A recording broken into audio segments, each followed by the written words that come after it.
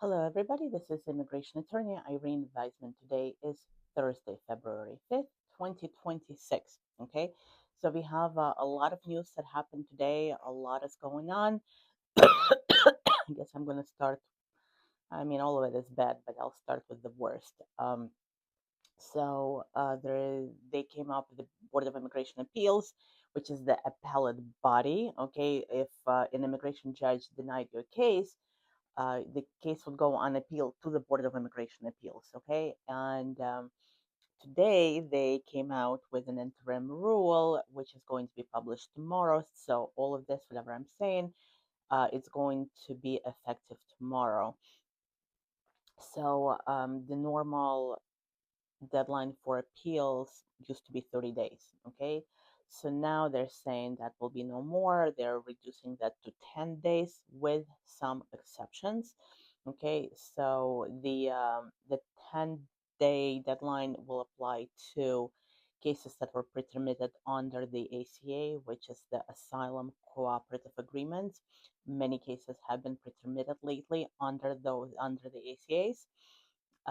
If the judge denied your case because of a 1 year deadline issue, okay, then you have 10 days to appeal under this new rule. Or if you have some sort of prior asylum denial bar, then it will be subject to the 10-day appeal rule as well. And so it cuts the time where you have to file an appeal. Then basically it also says that the most of the cases are just going to be dismissed. There's going to be one BIA judge that's going to look at it and say, should it go to the panel to decide whether it will go, to a full appeal or not. And the judge is given 10 days. As you can imagine, that judge is not going to get to most of the cases in 10 days. And if you don't hear from them within 15 days, then the appeal is considered dismissed. Okay, so just like that, basically, um, without any effective review, then you still have the chance to go to the federal circuit, okay, to fight that. But I guess be prepared to do that right away because most cases will be dismissed very fast from the BIA.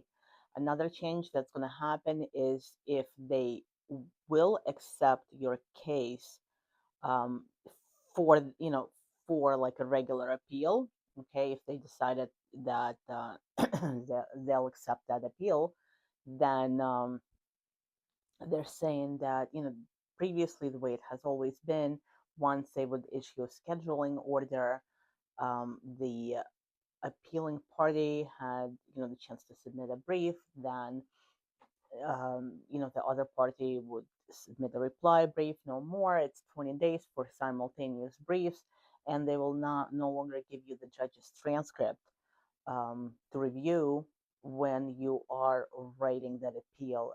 For me as an attorney, especially like on a paper case that's not mine, then I don't know what I am appealing.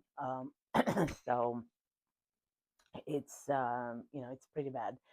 For some of the cases that are on ECAS, we have in if the judge did everything properly, we can listen to the DAR records, and at least we can listen to the oral decision, and we will be able to see why the judge denied the case. But it's not going to happen in every case, and if it's an older paper case, it's definitely not going to happen. So we're not going to know what we're appealing at all. So and all of this is going to start taking place tomorrow, by the way. Okay, so major change, huge impact on so many cases, so many people. um, Let me go back a little bit to the asylum cooperative agreements, because that's big. There have been a lot of denials lately because of that.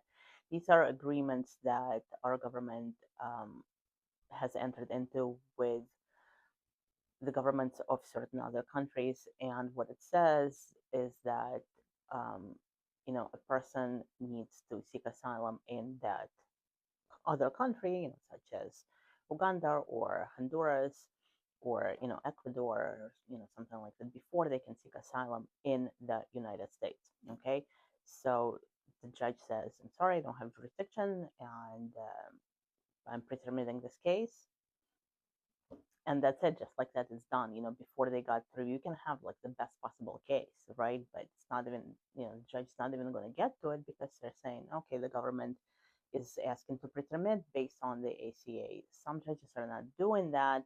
Some judges are saying, okay, government, you have 10 days, write it up, brief it, and then the respondent will have 10 days to reply. But, you know, very few judges are doing that. Most judges are like granting, and that's it, case done, over, off my docket, go appeal, and now you'll have 10 days to appeal, and most of it is going to be summarily dismissed.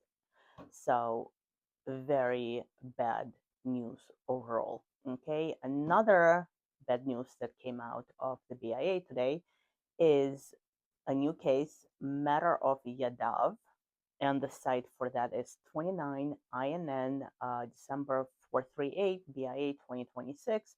And what that decision states is that if you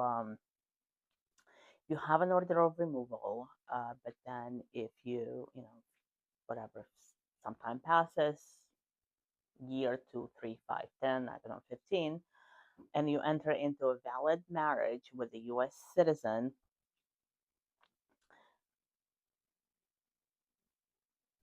that marriage and that approved I-130 petition no longer constitutes as exceptional circumstances for the Board of Immigration Appeals to reopen your case sua sponte. Okay, in many instances, we used to, when people came to us and said, I have an old order of removal, but I'm married to a United States citizen.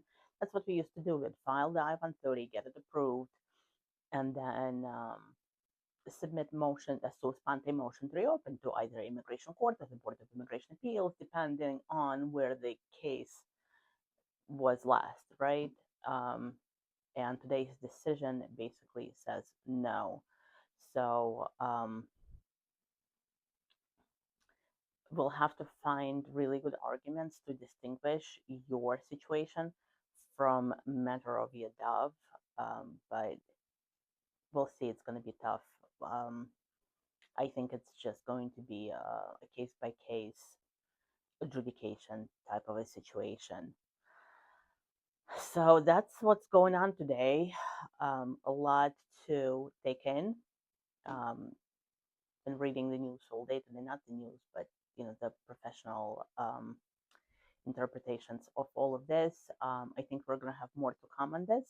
So stay tuned. Okay, have a good day, everybody. Bye.